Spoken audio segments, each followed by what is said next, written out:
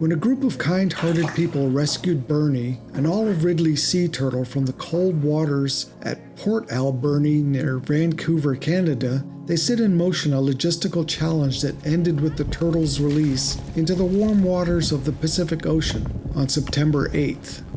Berni spent more than 10 months at the Oceanwise Conservation Association Vancouver Aquarium after his rescue, and what led to his rescue was that he was way off course and somehow took a wrong turn and ended up in Port Alberni, hence his name.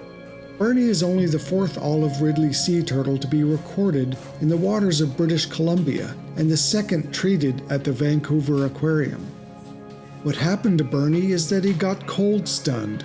According to the aquarium, when the water temperature falls below 10 degrees Celsius, cold-stunned sea turtles experience a decrease in heart rate and circulation, causing them to become lethargic to the point where they are unable to swim or forage.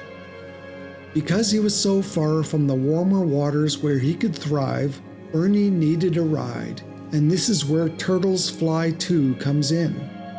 The charitable organization arranges for pilots with extra space in their airplanes to transport cold-stunned turtles to aquariums in warmer climes, where they can be rehabilitated and released. My friend, marketing and communications expert Jeff Miller, has access to a speedy Piper Malibu jet prop DLX. He offered to fly Berni, and the mission was a go. It would have been too logistically challenging to pick up Berni in Vancouver, Canada, so the plan was to drive him to Seattle. On the other side of the border, senior veterinarian Marty Halema was putting Berni in a special crate and then driving him to meet us. Signature Flight Support, which sponsors Turtles Fly 2, welcomed us to Seattle's Boeing Field. Marty arrived with Berni and consulted with Jeff on how best to load this 69-pound turtle into a relatively small space. They decided the best way would be to remove Berni from the crate, then insert the crate into the cabin, then put Berni in the crate, and that's exactly what they did. Berni wasn't exactly happy about getting stuffed into a crate inside an airplane and flailed his flippers around a bit while going through the entryway.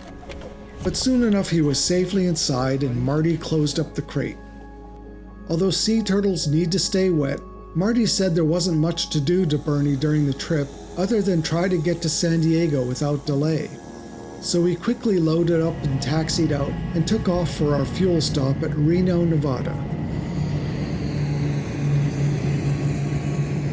This was a 2-hour leg and the weather was excellent until we got closer to Reno, which was socked in with smoke from all the wildfires in the western US. I'd climbed back during the flight to check on Berni, and he really wasn't moving at all, which had us a bit worried. Even poking him didn't elicit any response.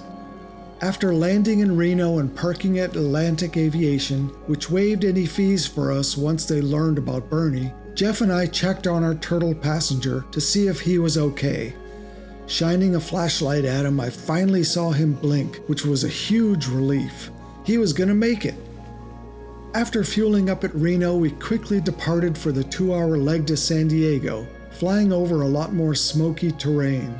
The air traffic controllers were extremely helpful, recognizing our call sign as that of a charitable flight, and one even asked us if we were the turtle flight. Signature Flight Support at San Diego guided us to our parking space, where the SeaWorld crew was waiting to bring Berni to his temporary new home. They had brought some special equipment to make the job easier. Before removing Berni from the airplane, they reached inside his crate and put a special jacket on him so he wouldn't be able to move his flippers around and possibly get injured. They had brought a larger box to transport Berni, so they carefully pulled him out of the airplane and put him in the box, keeping on his jacket for the short ride to SeaWorld. Luckily, Eric Otchen, zoological curator at SeaWorld, asked if I wanted to go with him and watch Berni get placed into his pool. Of course I did. Once we arrived at SeaWorld, Eric and animal care specialists Alexandra Rudin and Dominique DeFeo weighed and measured Berni, and Dr. Tress Clark checked him over. Then it was time to let him into the pool. Never have I seen such a grateful turtle. Bernie quickly started swimming around and exploring the pool, trying to dive down to the bottom, which is normal turtle behavior, Tress told me. But it turns out that Bernie would have to wait a few hours before being able to dive, as there was too much air inside his body and he would be buoyant for a little while. The plan was to let Bernie get fully acclimated to the warmer Southern California waters, then release him into the ocean. Originally, it was thought that this would take a few months, but only a week later, the SeaWorld crew put a GPS tracking device on Bernie and took him for a boat ride out into the ocean and let him go free. Thanks for a great adventure, Bernie, and thanks also to Turtles Fly 2, the Vancouver Aquarium, SeaWorld San Diego, and the U.S. Fish and Wildlife Service. Thanks for watching this AIN video. Please like, subscribe, and share it if you've enjoyed it. Also, visit AINonline.com for all the latest on the aviation industry.